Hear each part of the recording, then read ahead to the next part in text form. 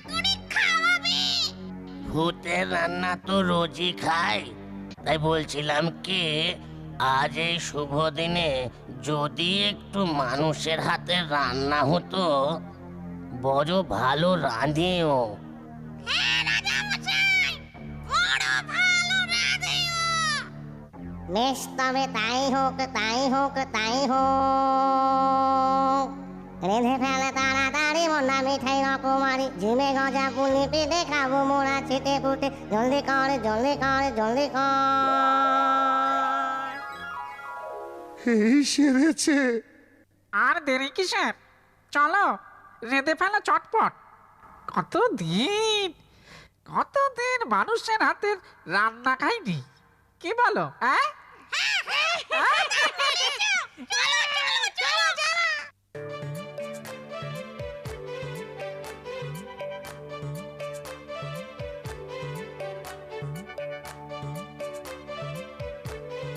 আহ, কি গন্ধ রে! গন্ধেই তো পেট ভরে যাচ্ছে। খাবো আর কি? সে কি রে, খাওয়ার আগেই তো ঢেকুর তুলছিস, তবে আর খাবি কি রে? সত্যি কতদিন যে মানুষের রান্না খাইনি, ভুতুরে রান্না খেয়ে খেয়ে পেটে যে একেবারে চড়া পড়ে গেল গা। কই গো, তোমার হলো? আজ যে সইতে পারছি না গো। কই হলো? হলো? আরে তাড়াতাড়ি কর। তাড়াতাড়ি করো। এই এই এই এই হয়ে এলো।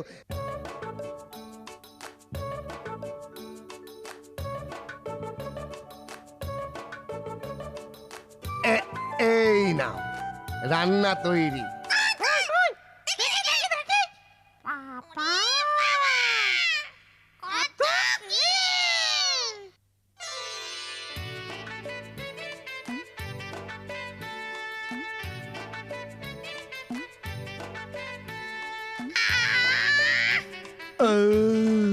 ভারী সুস্বাদু রান্না, বেঁচে থাকতেও এমন সুস্বাদু রান্না খাইনি রে। তুই আর খাবি কি করে হতচ্ছাড়া?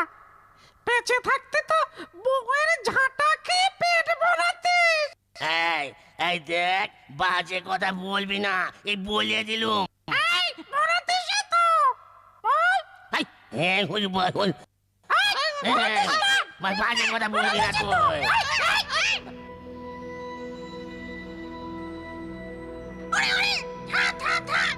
রাজামশাই এসেছে রে! থাম থাম থাম তোরা! এবার বুঝি দিল ঘর মটকিয়ে। বড় ভালো রেঁধেছিস, মোদের খুশি করেছিস। বল তোরে কি কি দাবি, যা যা চাইবি তাই তাই পাবি। জলদি বল, জলদি বল, জলদি বল। বলে ফেল, বলে ফেল, কি কি চাই তোর? রাজামশাই খুশি হয়েছেন, যা চাইবি তাই পাবি। আর দেরি করিস নে, বলে ফেল, বলে ফেল শিগগির। হ্যাঁ কি ফেল? ধনরত্ন, মণিমুক্ত, যা চাইবি তাই পাবি। আর দেরি করিস নে, তাড়াতাড়ি বল। হ্যাঁ না না, আমার কিচ্ছু চাই নে। রাজামশাই, শুধু আমার একটি অনুরোধ। আমরা আমরা বড় গরিব, গায়ে রান্নার কাজ করে আমরা বাপ মেয়েতে সুখেই ছিলুম, কিন্তু আজ গায়ে কোনো কাজ নেই, তাই দুবেলা আহার জোটে না ঠিক মতো। বড়ই কষ্টে আছি রাজামশাই, তাই যদি এমন একটা ব্যবস্থা করে দিতে পারেন যাতে অন্তত অনাহারে না মরি।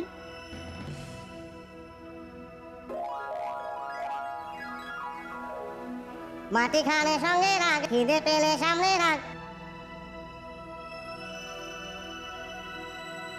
ইচ্ছে মতো খাবার পাবি, যত ইচ্ছা খেতে পারবি। ইচ্ছে মতো খাবার পাবি, যত ইচ্ছা খেতে পারবি। খেতে পারবি, খেতে পারবি, খেতে পারবি।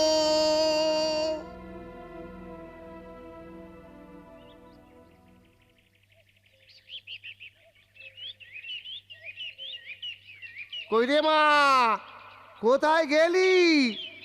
বাবা, ফিরে এসেছো তুমি? কোথায় চলে গিয়েছিলে আমাকে একা ফেলে রেখে? ভূতের বিয়েতে রাত্রে রে মা, ভূতের বিয়েতে রাত্রে। এই দেখ, এই দেখ।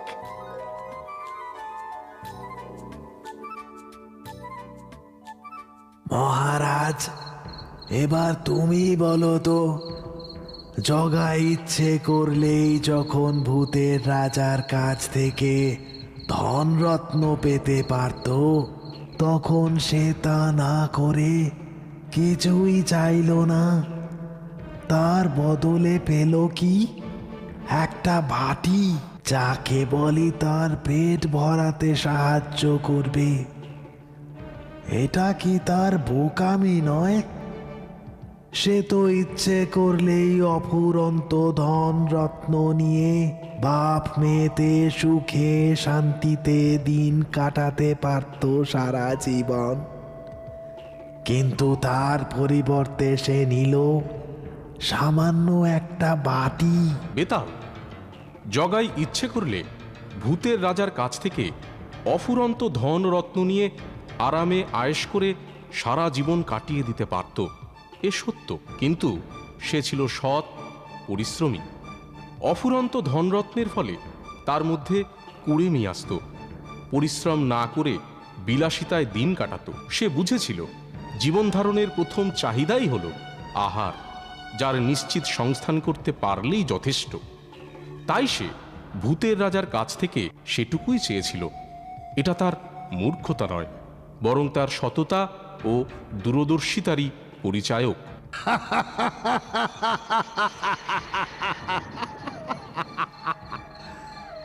মহারাজ, তুমি এবারও সঠিক উত্তর দিয়েছ, কিন্তু আবার তুমি কথা বলে ফেলেছ।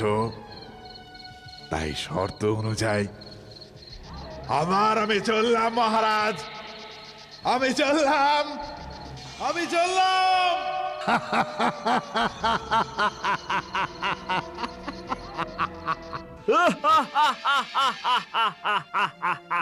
বেতাল, বেতাল যেও না, দাঁড়াও, দাঁড়াও, আমি আসছি বেতাল, যেও না, আমি আসছি বেতাল।